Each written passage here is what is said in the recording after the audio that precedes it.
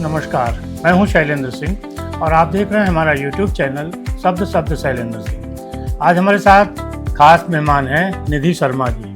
हम महिलाओं की जो उपलब्धियां होती हैं, कई बार उनको बड़ा कमतर करके आंकते हैं, उनके पीछे तमाम तरीके के सवाल जवाब भी लगा देते हैं, लेकिन असल में महिलाएं किस तरीके से संघर्ष करके और समाज में अपना एक स्थान बना रही हैं, इसका एक उदाहरण है निधि शर्मा जी।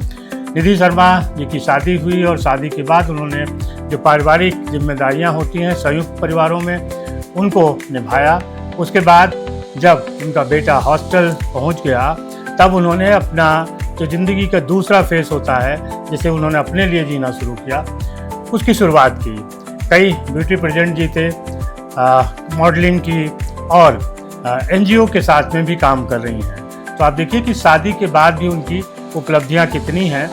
आमतौर पे लोग यही समझते हैं कि शादी के बाद जो महिलाओं की ज़िंदगी होती है, उसमें फिर आगे कुछ करने के लिए बचता नहीं है, लेकिन निधि जी जैसे उदाहरण समाज में है जो बताते हैं कि शादी के बाद भी करियर भी है और समाज में आपकी एक अपनी स्थिति भी आप बना के रख सकते हैं। तो बहुत बहुत स्वागत निधि जी आपका। Thank you Salim. सबसे पहले तो आपने समाज सेवा के जरिए शुरू किया, तो थोड़ा सा बताइए कि जब दिल्ली में रहते हुए आप समाज सेवा किस संस्था के साथ कर रही थी, क्या क्या कर रही थी? देखिए, सबसे पहले तो मेरी शुरुआत जो हुई थी वो पिंकिश फाउंडेशन से हुई। हाँ। इसको मैंने फेसबुक पे देखा और जाना। बहुत दिनों तक मैं इसको देखती रही, सर्वे करती रही कि क्या है, कैसे है, क्योंकि मैंने देखा कि महिलाओं को उसमें बढ़ चढ़कर मतलब इतना प्रोत्साहित किया जा रहा था। छोटे छोटे कॉन्टेस्ट हो रहे थे जो बड़े मन को भा रहे थे। जैसे पोयम हो गई, किसी ने पोएट्री लिखी तो सब इतने तारीफ के पुल बांध रहे थे, और एक्चुअल में वो थी भी महिलाएं बहुत अच्छा लिखने वाली। तो मुझे लगा कि ये एक प्लेटफॉर्म ऐसा है जहाँ पर औरतों की जो है ना वो दिल से रिस्पेक्ट की जा रही है, और हम एक दूसरे को नहीं जानते हैं तो भी हम एक दूसरे के लिए कितना ख्याल रख रहे हैं। हर दिन हम वेट करते थे कि आज उस महिला के द्वारा लिखी हुई कोई स्टोरी आएगी, कोई पोयम आएगी, या फिर कोई ऐसे सलाह कोई किसी से पूछेगा। इवन उसमें डॉक्टर्स का भी टॉक होता था, एक टॉक शो होता था जिसमें बताया जाता था। पीरियड्स को लेके अवेयरनेस प्रोग्राम भी बहुत सारे होते थे, और भी बहुत सारी जानकारियां जो हम घरेलू महिलाओं को नहीं मिल पाती हैं, तो उस प्लेटफॉर्म के जरिए हमको मिलती थी। तो धीमे धीमे मेरा उत्साह वहीं से बढ़ना चालू हुआ। और फिर लखनऊ आके भी आपने कुछ NGO के साथ काम किया? जी बिल्कुल। लखनऊ आके NGO के साथ काम नहीं करा, तकरीबन NGO के साथ काम करते हुए मुझे 8 साल हो गए। पहले मैं पिंकिश फाउंडेशन से जुड़ी थी, फिर मैं साइलेंट एफर्ट फाउंडेशन से जुड़ गई हूँ। तो साइलेंट एफर्ट फाउंडेशन में मैं बकायदा, हम और मेरी फ्रेंड वहाँ पर जाकर समाज सेवा करते हैं। हापुड़ जैसा गांव है गाजियाबाद के आगे, तो वहाँ पर हम जाते हैं। हमने देखा वहाँ पर छोटे छोटे बच्चे हैं गांव में, जिनको पढ़ाई की सुविधाएं तो मिल रही हैं, लेकिन क्या है, उनको खाने पीने को नहीं मिल रहा है। उनकी माएँ जो हैं वो पहले खेती करती हैं, अर्ली मॉर्निंग उठ के फिर बच्चों को जैसे तैसे कुछ भी तैयार करती हैं, तो भेजा बच्चों को। तो हम लोग ने देखा कि अरे ये तो बच्चे कभी रोटियां रैप करके कागज में ला रहे हैं, कोई पॉलिथीन में ला रहे हैं। तो हम लोग को लगा कि नहीं, प्लास्टिक तो बैन होनी है, और फिर ये क्या हो रहा है। तो हम लोग ने फिर उसका स्टार्टिंग करा एक टिफिन देकर बच्चों को, स्टील का टिफिन देकर, और बच्चों को एक अवेयरनेस प्रोग्राम वहाँ पर भी दिया कि कैसे प्लास्टिक हमें नुकसान पहुंचाती है, प्लास्टिक सिखाया। तो ऐसे धीमे धीमे क्या हुआ, बच्चों को भी इंटरेस्ट आया, टीचर्स को भी इंटरेस्ट आया। फिर उनके इंटरेस्ट के बाद हमारा इंटरेस्ट और डेवलप हुआ। फिर हम लोग वहाँ जाने लगे। फिर हम लोग ने क्या करा, गांव की महिलाओं को भी बुला के इकट्ठा करा। फिर हम लोग ने उनको एक पीरियड्स पे बात बताई कि कैसे आपको आज भी सेफ्टी सुरक्षा कैसे होती है। फिर आज भी महिलाएं कपड़ा यूज करती हैं, तो हम लोग ने उनको सैनिटरी पैड डोनेट करे कि आप हर मंथ हमसे लीजिए, और जितना हो सकेगा हम लोग पहुंचाएंगे। तो धीमे धीमे उनमें भी जागरूकता फैली। अब आज बहुत सारे लोग जो हैं कि पहले होता था कि नहीं, बॉयज को ये जानकारी नहीं मिलनी चाहिए, गर्ल्स को भी मिलनी चाहिए, लेकिन अब ऐसा नहीं है। हम लोग ने मिलकर इस पर भी पहल करी। तो हम लोग ने धीमे धीमे बच्चों को भी, बॉयज को भी सिखाया कि ऐसा ऐसा होता है, तो वो भी कम से कम अवेयर हो और अपनी मदर सिस्टर की भी फीलिंग्स को समझे। इसके बाद आपने एक ब्यूटी पेजेंट में हिस्सा लिया, क्वीन ऑफ उत्तर प्रदेश में, तो वहाँ का अनुभव तो बड़ा डिफरेंट रहा होगा, क्या था? जी बिल्कुल। एक्चुअली में मुझे बहुत पहले से लगता था कि कुछ ऐसा रैंप वॉक करना चाहिए। मुझे ना फैशन, मॉडलिंग, ये सब बहुत ही अट्रैक्ट करता है। जो मेरे अंदर की जो इच्छा थी वो कभी कभी ये कहती थी कि नहीं, एक बार तो एक ऐसा हमें भी करना चाहिए। और हम में क्या कमी है।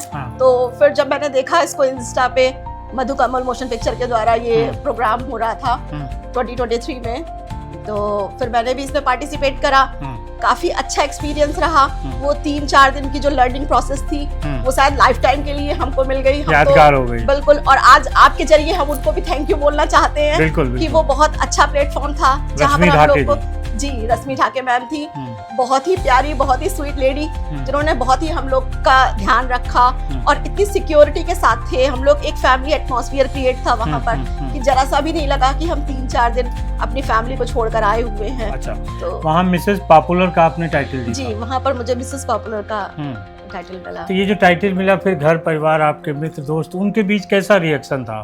बहुत ही अच्छा रिएक्शन था। स्टार्टिंग में तो मैंने सोचा कि ये इसको टॉप सीक्रेट रखते हैं। अच्छा। क्योंकि मुझे मालूम है कि मुझसे भी ज्यादा और अच्छे टैलेंटेड वुमेन्स वहाँ पर आएंगी, पर फिर भी मुझे लगा कि कहीं ना कहीं मैं भी किसी से कम नहीं हूँ। अपना कॉन्फिडेंस डेवलप करा और मैं उस फील्ड में गई, उस प्लेटफॉर्म पे उतरी। बहुत बकायदा हम लोगों ने इतनी अच्छी ट्रेनिंग ली, इतनी हाई हील्स पहनी, जो कि क्वाइट इम्पॉसिबल है कि आप 2 घंटे 4-4, 5-5 इंच की हील्स पहनकर आप काम करें। लेकिन हम लोग ने 3-4 दिन रात एक करके उस कॉन्टेस्ट में पार्टिसिपेट करा, तो बहुत ही अच्छा एक्सपीरियंस था। और उसके बाद फिर एक चेंज आया? हाँ, उसके बाद थोड़ा सा चेंज ये आया, थोड़ा लाइफस्टाइल चेंज हुआ। लोग as a model, celebrity type कुछ फीलिंग आई? बिल्कुल, एज ए मॉडल आपको देखने लगे और बहुत ही अप्रिशिएट करने लगे।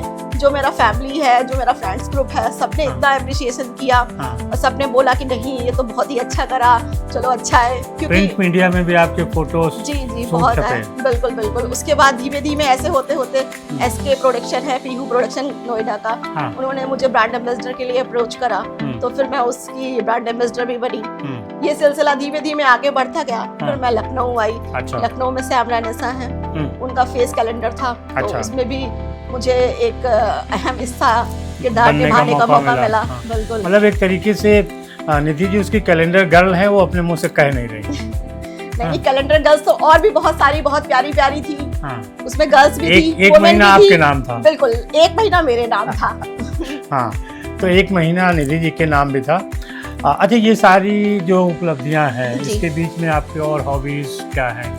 आप लिखती भी हैं, कहानियां भी? एक्चुअली मैं कहानी भी लिखती हूँ और मैं कविताएं भी लिखती हूँ। अच्छा। और मुझे लगता है कि टाइम का यूटिलाइज खूब अच्छे से किया जाए, क्योंकि जिंदगी एक ही बार मिली है और उसको बिल्कुल हर उसका एक पल, एक मोमेंट खूब अच्छे से एंजॉय करो। आपको जो अच्छा लगता है आप वो करिए। आपने उस कहानी में भी कोई प्रतियोगिता जीती है? जी, एक मेगा पेन स्टार कंपटीशन हो रहा था, तो उसमें मैंने एक कविता लिखी थी तारे जमी पे।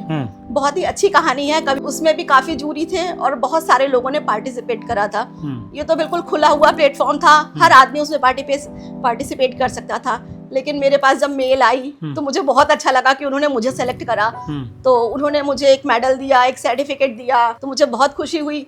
फिर मेरे घर वालों को भी बहुत अच्छा लगा कि चलो ठीक है कि कम से कम घर में कोई एक ऐसा तो है जो हर फील्ड में अपने आप को आजमा रहा है। आप कह सकते हैं। अच्छा, ये सारी तो चीज़ें अपनी जगह थी। आप गृहलक्ष्मी के कवर पे भी छपी, गृहलक्ष्मी महिलाओं की पत्रिका है, जैसा आप ज़्यादातर लोग जानते ही होंगे, तो उसके कवर पेज पर भी निधि जी की फ़ोटो आई। जी।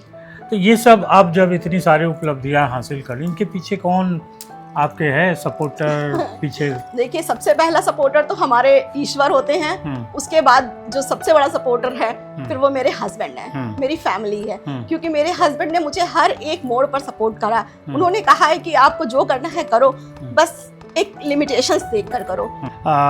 तो ये बताइए, अभी जो आपने जितनी फील्डों में जिन फील्ड में काम किया, महिलाओं के लिए स्थितियाँ कैसी लगती हैं, क्या आप महसूस करती हैं? देखिए, चैलेंजेस तो हर फील्ड में होते हैं, बस एक सेल्फ कॉन्फिडेंस होना चाहिए आपको। हमेशा मुझे ये लगता है कि अगर आप नहीं कर सकते हैं तो कौन कर सकता है। तो आप अगर ये जान लें कि मैं ही ये काम कर सकती हूँ और मैं ही करूँगी, तो मेरे ख्याल से सक्सेस आपने तो आधी पा ही ली। और जो थोड़ी सी सक्सेस होती है वो उस प्लेटफॉर्म पर जाकर पूरी होती है। आप अपना 100% दीजिए तो रिजल्ट भी आपको 100% ही मिलेगा। आप अपनी जैसी महिलाओं से कुछ और कहना चाहती हैं? देखिए, मैं भी बहुत साधारण महिला हूँ, होम मेकर हूँ और छोटे छोटे काम करती हूँ अपने आप को खुश रखने के लिए, अपने परिवार को खुश रखने के लिए। मेरा तो सभी महिलाओं से यही कहना है कि आपकी जो इच्छा करे, आप अपने घर वालों से पहले परमिशन लीजिए और एक दायरे में रहकर उस काम को करिए। सारे दरवाजे आपके लिए खुले हैं, आप किसी से कम नहीं हैं। तो आपको जो इच्छा करे, जो मन करे, जिससे आपको हैप्पीनेस फील हो, तो वो काम करिए। जी, निधि जी का कहने का मतलब है कि आप अपने घर परिवार को साथ रखते हुए जो जिम्मेदारियां समाज की उठा सकती हैं उठाइए। रिस्क हर क्षेत्र में होता है और रिस्क के डर से किसी क्षेत्र में काम करना छोड़ना नहीं चाहिए। आपको हिम्मत रखिए, आगे बढ़िए। निश्चित तौर पे कहते हैं ना कि हिम्मते मर्दा मद्दे खुदा, अगर आप हिम्मत रखेंगे तो ऊपर वाला भी आपकी मदद करेगा और आप आगे बढ़ेंगे। जैसे निधि जी ने अपनी लाइफ को बिल्कुल 180 डिग्री मोड़ दिया, वैसे ही आप लोग भी कर सकते हैं। बहुत शुक्रिया निधि जी, थैंक यू आपका। So much. और दोस्तों आपका भी शुक्रिया कि आप इतने लंबे समय तक हम लोगों के साथ बने रहे। धन्यवाद। Thank you.